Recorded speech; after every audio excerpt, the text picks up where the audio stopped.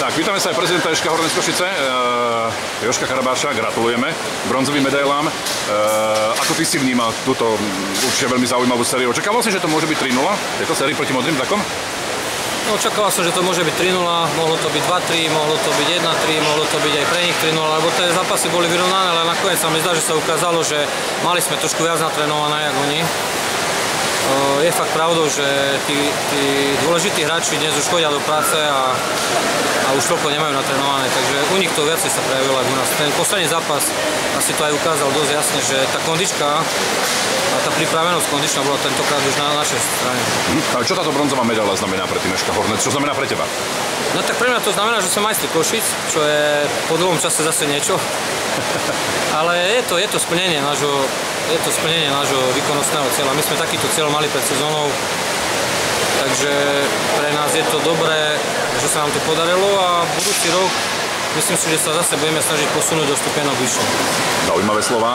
Dosť turbulentná bola táto sezóna, určite si to vnímal aj ty. Došlo na trénerskej lavičke aj k zmene. Karol Baču vlastne doviedol tým. To znamená, natíska sa otázka, či bude pri tým aj pokračovať ďalej, alebo ako máš predstavu, alebo treba si najprv možno trošičku vychutnať tie oslavy a potom sa budeme nad tým zamýšľať.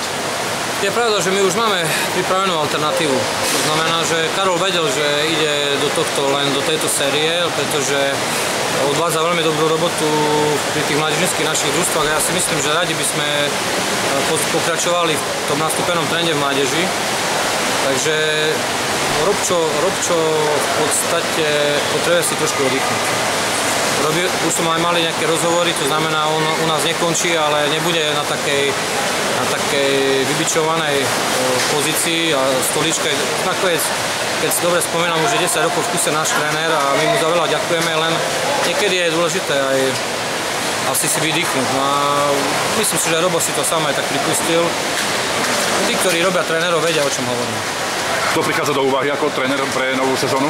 Bude to niekto z Košíc, alebo bude to zaujímavé meno? Bude to človek, ktorý je určitým spôsobom spojený s Košicami, lebo má manželku Košičanku.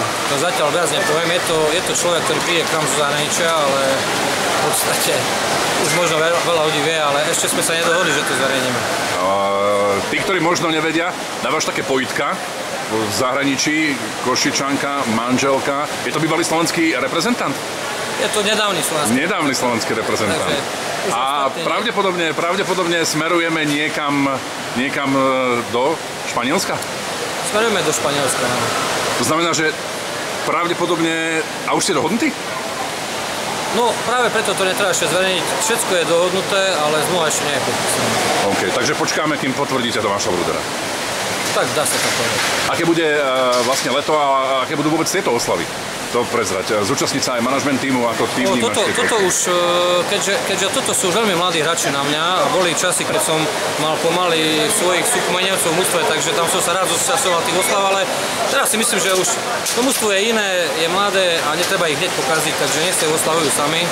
A uvidíme, čo. Tak chlapci dostali nejaké peniaze, v podstate dostal tréner nejaké peniaze a oni si majú sami rozhodnúť, že čo s tým spraviť. Bude oslavovať nejako aj vedenie týmu Eška Hornec?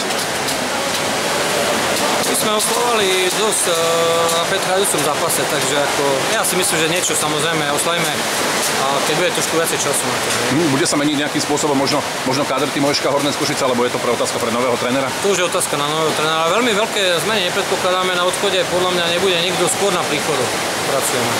Hovorili sme tiež o tom, že tvojím snom je možno účasť v európskych pohároch, možno od tej ďalšej sezóny, alebo až od... No, my sme to tak deklarovali, radi by sme to aj naplnili. Samozrejme sa nám tu navyskytujú určité problémy s tréningovým procesom, lebo krytá plávareň nie je do rekonštrukcie a letná plávareň ešte nie je hotová, takže keď sa nám nepodarí zabezpečiť tréningový proces, tak budeme musieť rozmýšľať nad inou alternatívou, pretože ísť do európskych pohárov bez tréningovej prípravy sú vyhodené peniaze. Jozef, ďakujeme a želáme peknú oslavu a gratulujeme k bronzu. Ďakujem pekne.